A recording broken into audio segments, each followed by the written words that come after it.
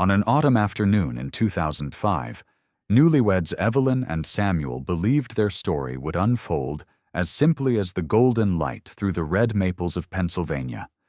Just vows, laughter, and a few photographs to seal their joy. Yet destiny bent their path. Beneath the drifting leaves, they uncovered 3 German shepherds, half frozen, scarred, and branded with marks no ordinary creature should bear. What began as a moment of compassion would ignite a storm of fire and betrayal. Burning barns, corrupt officials, and trials that pressed hard against the bond of their vows. But in the unwavering gaze of those loyal eyes, they found not only survivors, but guardians, silent protectors who would reshape the fate of an entire town. This is not merely a wedding tale, it is a testament to love, courage, and the miracles that walk among us on 4 legs. Before we begin, tell us where you're watching from. Drop your country in the comments so we can see how far this story travels. Autumn in 2005 settled heavily over the small town of Redwood Falls, Pennsylvania. The air smelled of damp earth and wood smoke, with a chill that nipped sharply at exposed skin. Maple trees burned red and orange across the ridges, their leaves swirling in gusts that carried both beauty and warning of the winter to come. Frost filmed over the edges of windows, and the pale afternoon sun struggled to pierce the veil of drifting mist. It was the kind of day that seemed borrowed from a storybook, perfect for love, and perfect for secrets to surface.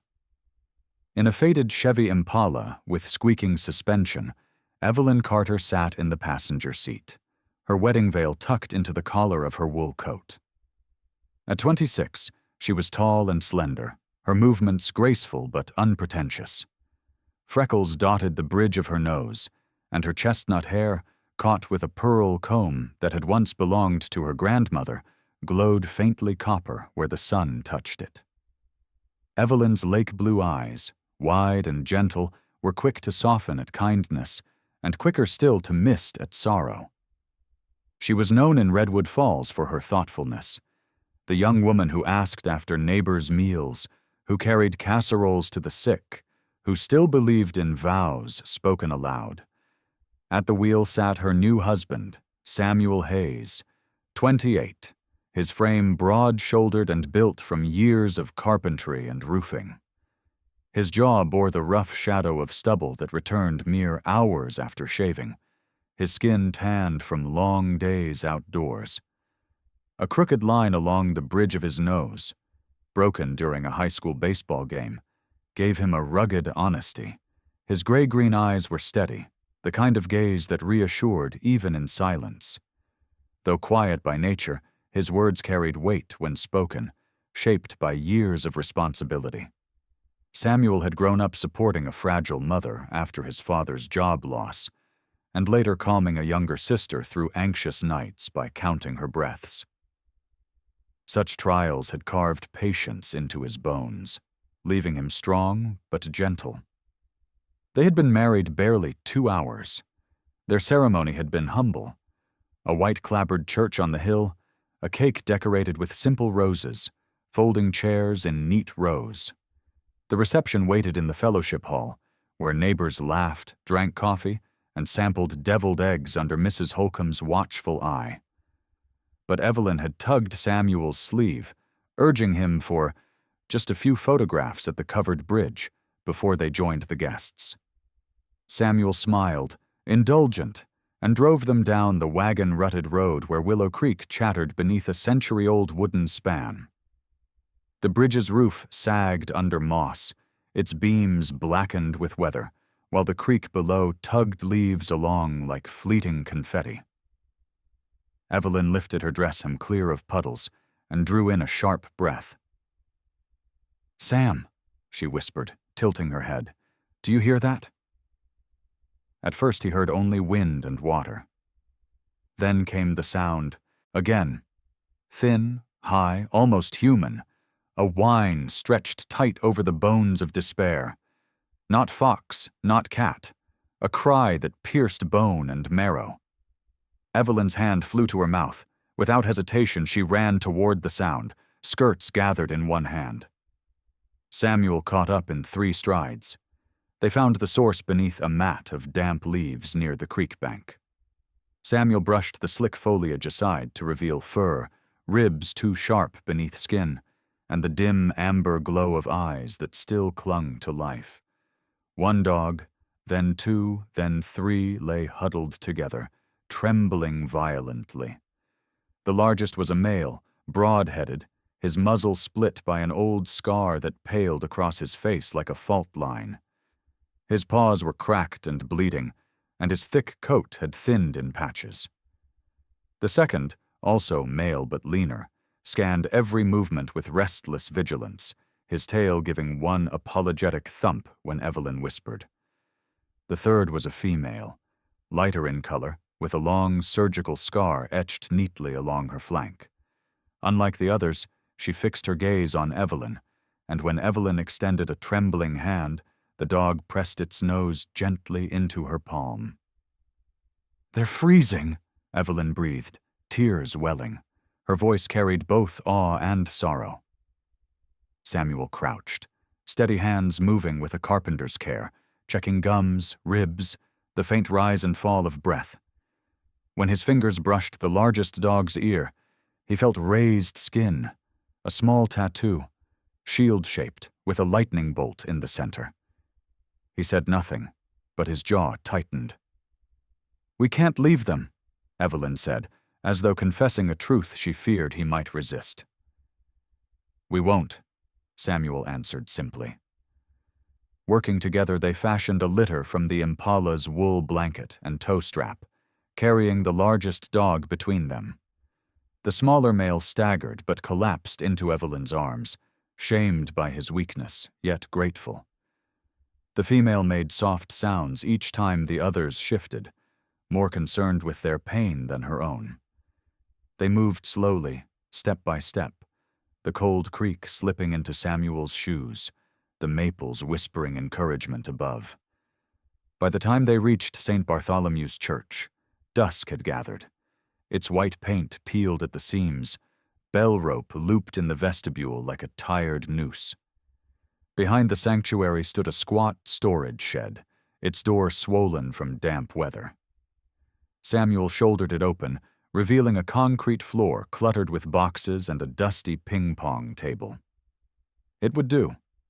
Mrs. Holcomb, short and barrel-shaped with hair that refused any comb, bustled from the fellowship hall carrying a tin of cookies.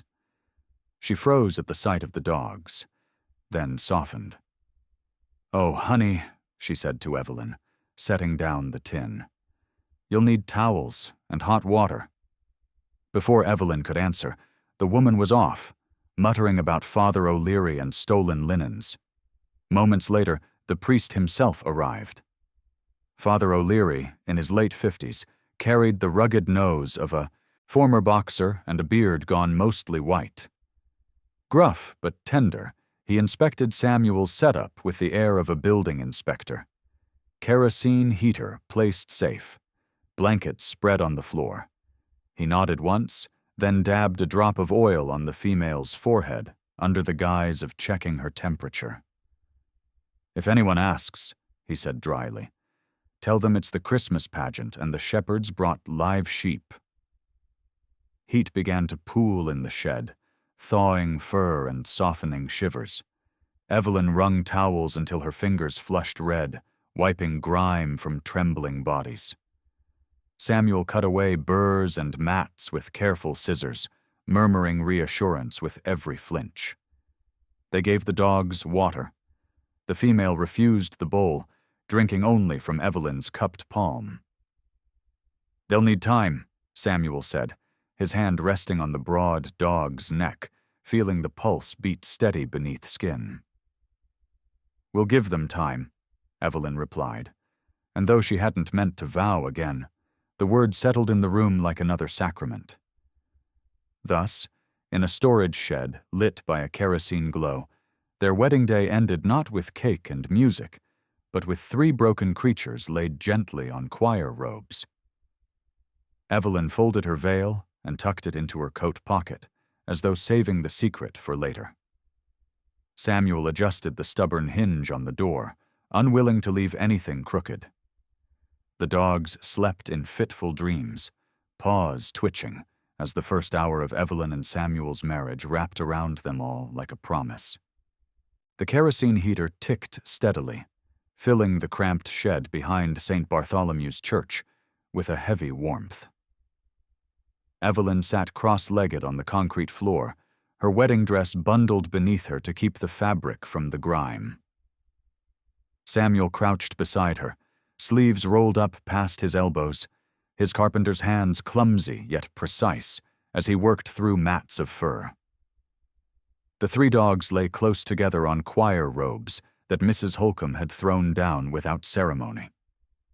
Now, under the lamplight, their true condition revealed itself piece by piece, like a hidden story told in scars. Samuel parted the thick fur at the base of the largest dog's ear. Beneath the matted clumps he saw it, a small tattoo, a shield the size of a coin with a lightning bolt etched in its center.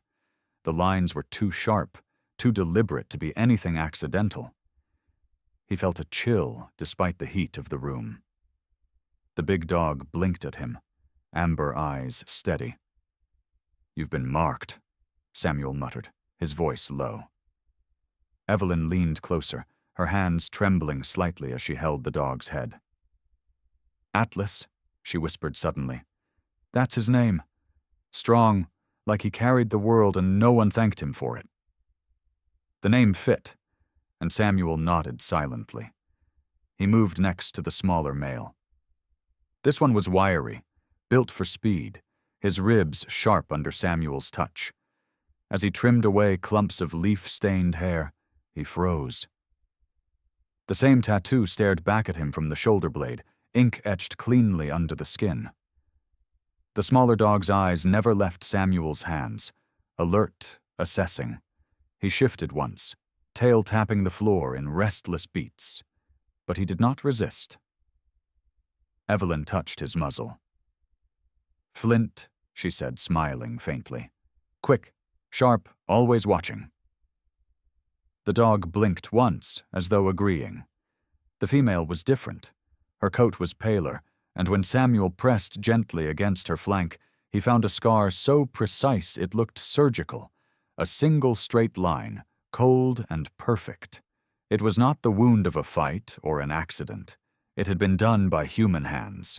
She whimpered softly when his fingers brushed it, then turned her head to Evelyn and pressed close as if seeking comfort. "She's Vera," Evelyn whispered, the name catching in her throat. "Truth. She deserves at least that." The three names, Atlas, Flint, Vera, hung in the air like an oath. They were no longer nameless strays. They were individuals, each carrying a story carved into their bodies. Evelyn sat back, wiping her eyes with the back of her wrist. "They're not just dogs, Sam. Look at the way they move, how they watch us. It's like they're waiting for orders." As if to prove her words, the dogs shifted almost in unison, lifting their heads at the same moment, ears pricking toward the shed door. The faint sound of voices drifted from the fellowship hall. Samuel glanced at the heater, then at his wife. "They act like a unit," he murmured. He thought of his years caring. For his sister, his patience with every breath counted out. How survival had been taught through discipline. These dogs had learned the same. But from what kind of teacher? Just as the thought settled, a vibration rattled against his thigh. He pulled his old flip phone from his pocket, the scratched black plastic catching the light. A message blinked on the tiny green screen. The number was blocked. The words were stark, chilling. "Asset G7 lost. Keep quiet." His throat tightened. He closed the phone quickly, but Evelyn had seen the look on his face. "What is it?" she pressed. Samuel hesitated, then handed her the phone. Her eyes widened as she read, her hand trembling. "Sam, someone knows we found them." She hugged herself as though the warmth had suddenly vanished. Atlas gave a low rumble, more vibration than sound, and shifted closer to Samuel, his massive head resting near the man's knee. Flint remained watchful, his eyes darting from door to window, every muscle tense. Vera pressed herself into Evelyn's side, her scar stark under the lamplight. The room felt smaller, the air heavier. Samuel looked at his bride, her veil folded away, but her eyes as steadfast as they had been when she said her vows only hours earlier. He spoke quietly, firmly. "Whatever these dogs were before, they're ours now. We don't walk away." The following afternoon dawned brighter, the mist lifting from the valley to reveal the crisp outlines of Redwood Falls against a backdrop of rolling hills painted in autumn fire. Orange banners flapped along Main Street, and the town was alive with laughter, the kind of small-town festival that drew families from every back road. Stalls were lined with candied apples, pumpkin pies, and jars of honey stacked in golden rows. Children darted through the crowd in makeshift costumes, pirates with crooked eye patches, princesses in dollar store tiaras, ghosts wrapped in old sheets, each with plastic buckets rattling with candy. The scent of cinnamon, roasted nuts, and wood smoke hung in the air like a warm blanket. Evelyn and Samuel had come reluctantly, urged by Father O'Leary and Mrs. Holcomb, who insisted the young couple deserved a taste of celebration even if their wedding reception had been abandoned. They kept their distance from the busiest corners, preferring to linger near the craft stalls where local artisans displayed carved gourds and hand-woven scarves. Evelyn wore a plain gray sweater and jeans borrowed from her cousin to replace her gown, her chestnut hair pulled back into a simple braid. Her pale skin flushed pink from the cool air, but her blue eyes wandered, distracted, always searching the edges of the crowd. Samuel, in his worn flannel and work boots, moved protectively beside her, his hands thrust deep in his pockets, every bit the carpenter more comfortable with wood and nails than with carnival chatter. Parked discreetly at the far edge of the festival grounds was their Chevy Impala, inside of which Atlas, Flint, and Vera waited. Samuel had cracked the windows and lined the back seat with blankets. The dogs were calm but alert. Atlas lay with his great head between his paws, eyes half-lidded but always aware. Flint sat upright, gaze darting at each passer-by, and Vera pressed her nose to the glass, watching Evelyn whenever she drifted too far. It was Evelyn who noticed him first. A man stood near the pumpkin weigh-in tent, tall and wiry in a black leather jacket that seemed too heavy for the mild day. His hair was cut short, dark with a hint of oil sheen, and his skin was pale, almost sallow, as if he rarely saw the sun. A shadow of stubble crept along his jaw, though it was uneven, hinting at a hasty shave. His eyes were what unsettled her, sharp, restless, shifting not toward the festival but toward their car. He stood with his hands in his pockets, posture casual, yet there was nothing idle in the way his gaze kept flicking toward the Impala, where the dogs waited. Evelyn tugged Samuel's sleeve, murmuring softly, "Do you see him?" Samuel followed her glance, his jaw tightening. Years of watching over his fragile sister had trained him to read danger in the smallest gestures.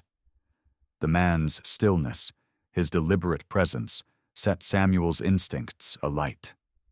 He didn't speak, only nodded and guided Evelyn away from this main thoroughfare. For the rest of the festival, Evelyn's smile was tight, her laughter forced when neighbors congratulated them. Samuel remained close, shielding her when the crowd pressed too near. Every time she risked a glance, the man in the jacket was still there, never eating, never speaking, just watching. When at last the couple excused themselves, carrying a paper bag of pumpkin bread Mrs. Holcomb had insisted on giving them, Evelyn dared one final look back, The man had vanished, but the chill of his stare lingered. The drive home along the back roads of Redwood Falls felt longer than usual. The sky had darkened into a bruised purple, and the ridges cast deep shadows over the orchards. When Samuel pulled into the gravel drive beside their modest farmhouse, his stomach dropped. The right rear tire sagged flat, the rubber torn in deliberate, clean slashes. He crouched beside it, running a calloused hand over the damage. "Knife," he muttered. "Clean work." Evelyn's face drained of color. "It was him, wasn't it?" Samuel didn't answer, but the silence was confirmation enough. They carried their dogs into the house rather than leave them in the shed that night. Atlas paced the kitchen, massive body tense, his ears pricked at every creak of the floorboards. Flint stood by the back door, tail stiff, eyes never leaving the orchard beyond the window. Vera lay at Evelyn's feet, head resting on her lap, though her ears twitched constantly, catching sounds no human ear could. It was well past midnight when the first growl came.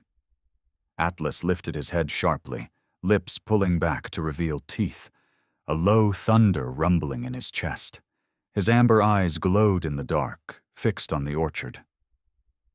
Evelyn rose from the couch, heart racing. "Sam?" she whispered. Samuel was already at the window, peering out into the night. The apple trees stood in silent rows, their leaves whispering with the wind, but shadows moved where no breeze stirred. Atlas growled again, louder this time, joined by Flint's sharp bark. The sound was not random noise, it was alarm, measured, targeted. Samuel's hand gripped the old baseball bat he kept by the door, his carpenter's hands suddenly fists of iron. "Someone's out there," he said. Evelyn clutched Vera closer, the scarred dog pressing against her protectively. The shadows withdrew eventually, swallowed by the darkness between the trees. But the message was clear. They had been noticed. These dogs were not strays, not forgotten souls left in the cold. Someone wanted them back, or wanted them silenced. Evelyn and Samuel stood in the dim glow of their kitchen, their vows only a day old, but already tested by secrets they did not yet understand. And outside, the orchard whispered promises of eyes watching still. The morning sun spilled across the valley of Redwood Falls with a fragile calm that felt borrowed rather than earned. The night before still clung to Evelyn's nerves, the growls in the orchard, the knife slash in their tire, the memory of the man in black leather watching with a predator's patience. She clutched a mug of tea at the kitchen table, trying to steady her hands. Samuel sat across from her, his broad shoulders hunched forward, the stubborn set of his jaw softened only by the quiet concern in his eyes. Atlas sprawled at his feet like a sentinel carved of muscle and fur. Flint lingered near the back door with ears alert, and Vera rested her scarred flank against Evelyn's leg, breathing slow but vigilant. It was the newspaper headline that broke their uneasy silence. Left on the doorstep with the morning milk crate, the folded edition of the Redwood Falls Gazette carried bold black letters across the top. Bride rescues dogs amid autumn storm. A photo, grainy but unmistakable, showed Evelyn in her gown, hair damp with rain, kneeling beside the half-conscious shepherds. The byline read, "Story by Nora Blake." By mid-morning, the rumble of an unfamiliar car engine rolled up their gravel drive. A navy blue sedan stopped in front of the farmhouse, its paint dulled by years of use. From it stepped a woman with a camera bag slung over one shoulder. She was Nora Blake, 35 years old, tall and lean, with black hair tied neatly into a low ponytail. Her olive-toned skin was clear, though faint lines around her eyes spoke of late nights spent chasing stories. She wore a fitted gray coat buttoned to the neck, dark jeans, and sturdy boots dusted with road salt. Her eyes, hazel flecked with green, carried a sharpness that came from years of looking too closely at what others ignored. She lifted a hand in cautious greeting. "Evelyn Carter? Samuel Hayes? I'm Nora Blake with the Gazette. I wrote the piece this morning."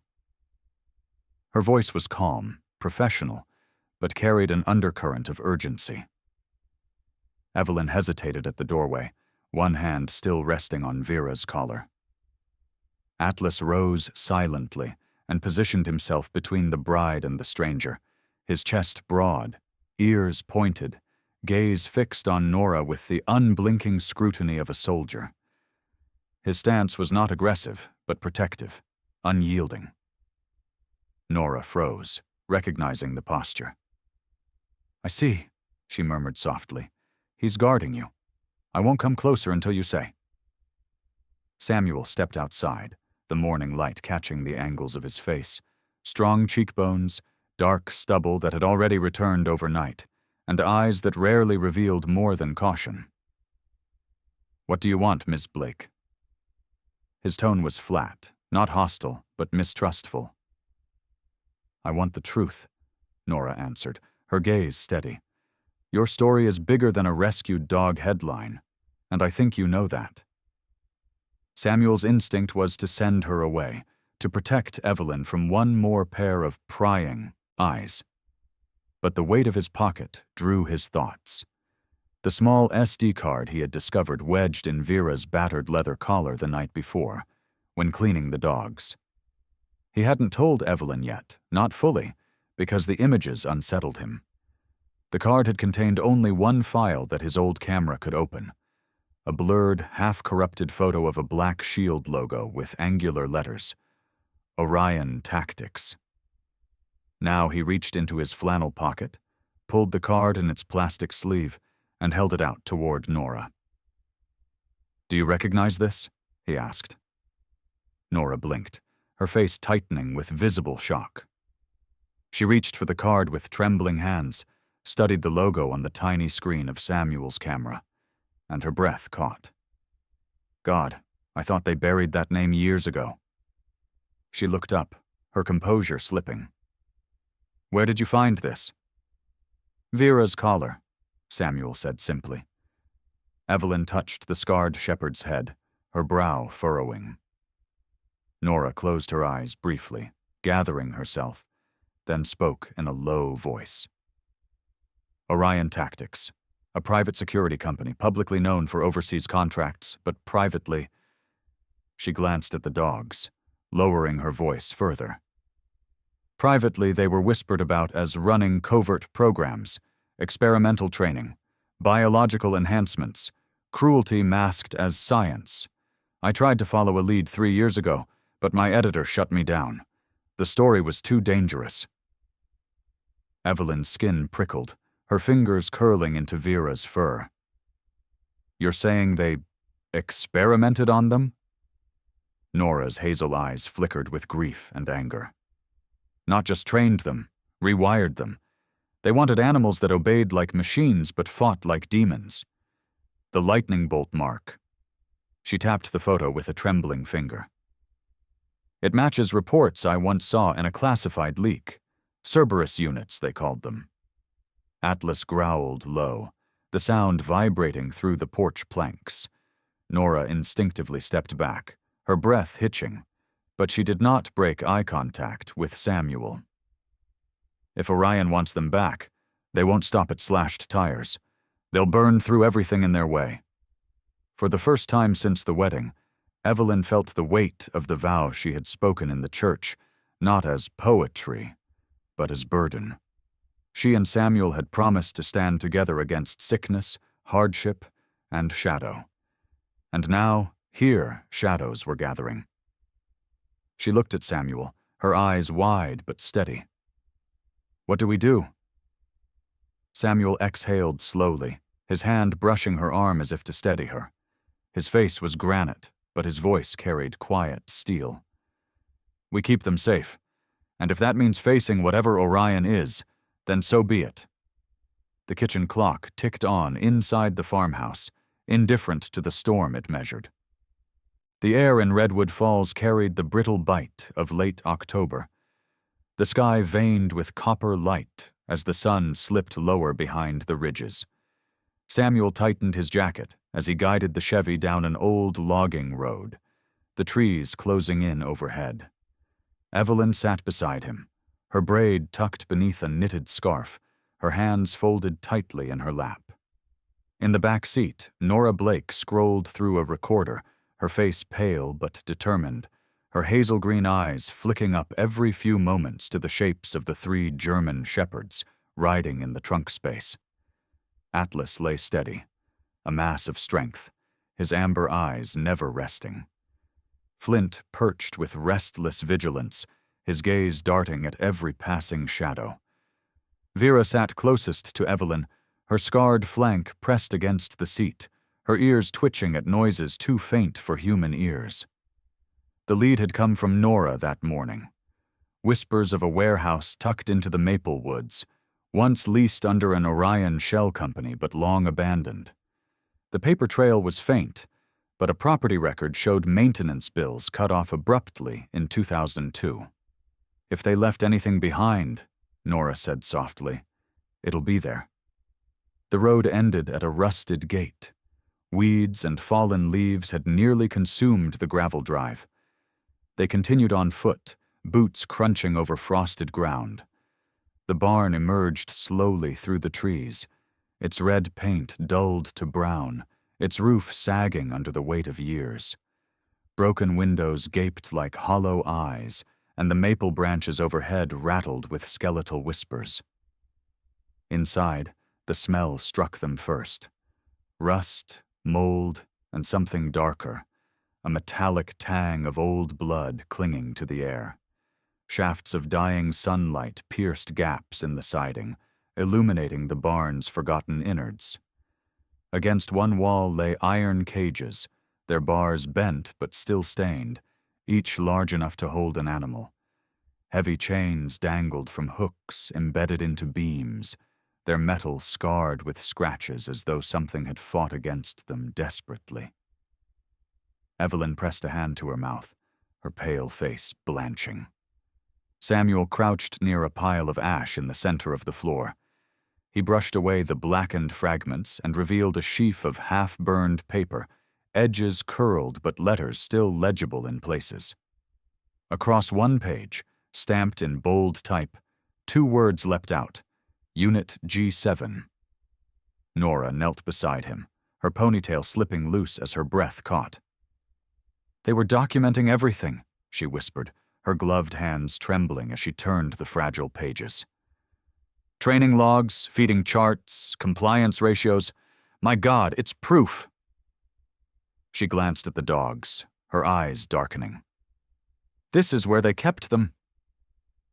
Atlas padded forward and sniffed the chains, his ears folding back, a low growl vibrating through his chest. Flint circled warily, hackles raised, while Vera stayed near Evelyn, her body rigid with unease. Evelyn whispered, stroking Vera's head. It's like they remember this place. Before Samuel could reply, Atlas lifted his head sharply, growl deepening into a roar.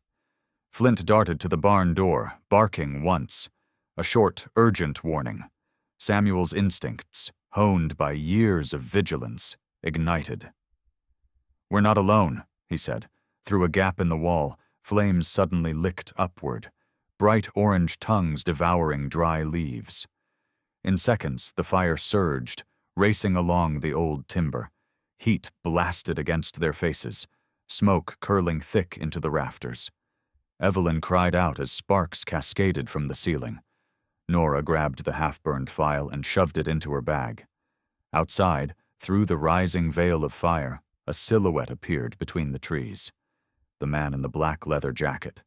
His figure stood stark against the glow, his voice carrying cold and clear over the crackling blaze. Don't dig any deeper. Then he vanished into the woods, leaving only the fire to finish his warning. The flames leapt fast, hungry for dry timber. Beams groaned overhead, the roof threatening collapse. Smoke clawed down into their throats. We need a way out, Nora coughed, clutching her bag. Atlas barked once, sharp, commanding. Flint moved instantly to his flank, Vera circling Evelyn's legs before pushing toward a gap at the rear wall. The three shepherds advanced together, not as panicked animals, but as a coordinated unit, clearing a path. Atlas hurled his weight against rotten planks, splintering them. Flint ducked through first, scouting the narrow escape, while Vera nudged Evelyn firmly toward the opening. Samuel grabbed Evelyn's arm and pulled her low, Nora stumbling after them. They burst into the cold evening air just as the barn collapsed behind them, a roar of flame devouring beams in a furious avalanche. Embers scattered skyward like angry fireflies. Evelyn clutched Vera to her, sobbing with relief, while Samuel's face set like stone, his jaw clenched against fury. Nora wiped ash from her cheek, staring at the burning ruin. They tried to erase it, everything, but they didn't expect us to find it first. Samuel looked at the three dogs, standing shoulder to shoulder, their chests heaving but their eyes fixed outward, scanning the tree line like soldiers covering a retreat. For the first time, Samuel understood the truth, not just in Nora's words, but in their very movements. These were not ordinary dogs. They were trained to fight, to survive, to protect. And tonight they had chosen him, Evelyn, and even Nora as their unit. The maple woods echoed with the crackle of fire and the distant cry of a lone crow. Shadows thickened beyond the flames, hinting at dangers yet unseen. Samuel placed a soot-streaked hand on Atlas's head, the big dog leaning into his touch with steady weight. "If they think fire will scare us off," Samuel murmured, voice low and resolute, "they don't know us at all." The bells of Redwood Hall rang with a dull echo as the townspeople filed into its timbered chamber, the wooden rafters strung with faded flags and garlands left over from last year's harvest fair. The room smelled faintly of polish and dust, and the old stage at the front creaked beneath the boots of Gregory Holt, the county commissioner. He was a man in his early 60s, thickset with a paunch that strained against his suit vest. His jowled face carried the flush of someone long accustomed to authority, and his thinning gray hair was combed meticulously over a balding crown. A gold watch glimmered on his wrist, and his polished shoes seemed almost too fine for the mud-caked boots of the farmers seated before him. Holt spread his hands, his voice heavy but smooth, practiced from decades of political theater. "My good people of Redwood Falls," he began, "I know rumors have been swirling, wild, reckless rumors about experiments, secret companies, and even dangerous animals hidden in our midst. I stand before you tonight to assure you these stories are nothing more than folk tales, fear-mongering. The truth is simpler. Our town is safe." Murmurs rippled through the crowd. Mothers pulled children close, old farmers crossed their arms, veterans in worn jackets narrowed their eyes. Evelyn sat in the second row beside Samuel, her braid coiled neatly, her blue eyes tired but fierce. Samuel leaned forward, his square jaw shadowed with stubble, one hand resting protectively near his wife's. At their feet lay Atlas, Flint, and Vera, three statues of muscle and vigilance, their scars and tattoos partially visible under the warm glow of the hall's lamps. The dogs sat motionless, heads held high, eyes scanning the crowd with soldierly discipline. At the back, Nora Blake stood with her recorder in hand, her black hair tied back tight, her coat smudged with ash from the barn fire. She waited until Holt's voice rose into its familiar cadence of dismissal. And as for this young couple's fanciful tale about marked animals and shadowy groups, let us remember, weddings stir the imagination. We must not mistake myth for fact. That was when Nora stepped forward. She strode to the front with a calm resolve, her boots striking against the floorboards. From her bag she pulled a folder, its edges singed but legible. "Commissioner Holt," she said clearly, her voice carrying across the hushed hall. "Would you care to explain this?" She held up the first page of the salvaged file from the maple barn. Bold letters at the top read, "Unit G7, Compliance Records."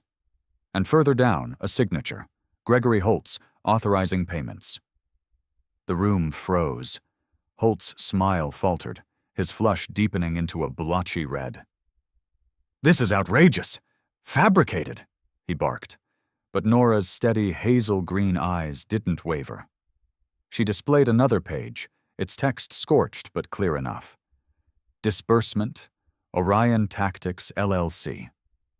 Services, rendered, containment, disposal of animal assets. Payment confirmed. Gasps broke out among the townsfolk. A farmer's wife clutched her husband's arm. A teenager near the back whispered, "He knew." Evelyn's voice rang out, firm but shaking with emotion. "These are not rumors. These dogs were left to die, and they carry the proof on their bodies." She motioned, and Samuel knelt, brushing back Atlas's fur to reveal the black-inked tattoo, the shield with its lightning bolt. Flint stretched his shoulder, showing the same mark, and Vera turned enough for her scar to catch the light like a blade across her flank. The hall went utterly silent. It was not the silence of disbelief, but of recognition. An old man rose slowly from the third row, his cane tapping against the floor. He was a veteran, his frame still tall, though bent by years, his weathered face lined with the map of wars fought long before. His name was Arthur Bellamy, known around town as the quiet grandfather who kept to his porch. His hair, once auburn, was now silver, his eyes pale blue and fierce. When he spoke, his voice was gravel but steady. "Those scars aren't imagined. I've seen wounds like that on men. That tattoo, it's not for show. It's a mark of ownership." He looked straight at Holt. "And you, sir, have been selling lies." The hall erupted, not with applause, but with a rising storm of voices. Farmers, shopkeepers, mothers, and children all began to shout. "Traitor!" one man called. "You took their money!" another cried. The sound swelled, a tide of outrage that shook the rafters. Holt raised his hands desperately, shouting over them, "These are forgeries, smears! You cannot trust—" But the crowd drowned him out. Atlas let out a deep bark that cut through the chaos, not threatening but commanding attention. The room quieted, and in that silence, the sight of the three shepherds sitting shoulder to shoulder, scarred and marked, became undeniable testimony. Nora turned to the people, her voice clear. "This isn't just about Evelyn and Samuel. This is about all of us. They tried to turn living beings into tools, and Holt helped them. If we don't stop it now, who's next?" The hall exploded again, this time with unified fury. Gregory Holt's face blanched as townsfolk surged to their feet, voices rising in defiance. Samuel's arm wrapped around Evelyn as she held Vera close, tears bright in her eyes. Not of fear, but of relief. For the first time, the truth was no longer theirs alone. It belonged to the town. Snow fell quietly over Redwood Falls, turning the rooftops into pale ridges and muffling the world into a softer rhythm. The turmoil of the past weeks, the fire, the secrets, the hall erupting in outrage, had begun to fade like smoke from a long-burned pyre. Orion was no longer untouchable. The federal investigation had seized its assets. Gregory Holt had been led away in handcuffs, and for the first time in months, the town breathed without fear. Yet for Samuel and Evelyn, the journey had not ended with victory. It had only reshaped itself into something new. They stood together at the edge of an old orchard just outside town, its apple trees bare for the winter but sturdy, their roots deep in the soil of Pennsylvania. This orchard had been abandoned for years after a storm toppled the previous owner's farmhouse, but the land carried a promise waiting to be fulfilled. The couple, with help from townsfolk who once doubted them, had purchased it using what remained of their wedding money and the donations that poured in from neighboring counties. The sign, freshly carved by Samuel's own hands, swung gently in the winter breeze. Apple Grove Haven. Atlas, Flint, and Vera padded through the snow ahead of them, their paws leaving deliberate tracks that crisscrossed between the apple trees. Atlas moved with the authority of a guardian, his amber eyes scanning even in peace. Flint bounded a few paces forward, quick and restless, before circling back, his tail slashing arcs in the snow. Vera stayed nearest to Evelyn, her scarred side no longer a mark of fear, but of resilience. Children from the town, wrapped in scarves and wool caps, followed in delight, tossing snowballs gently toward the dogs, who tolerated the play with surprising patience.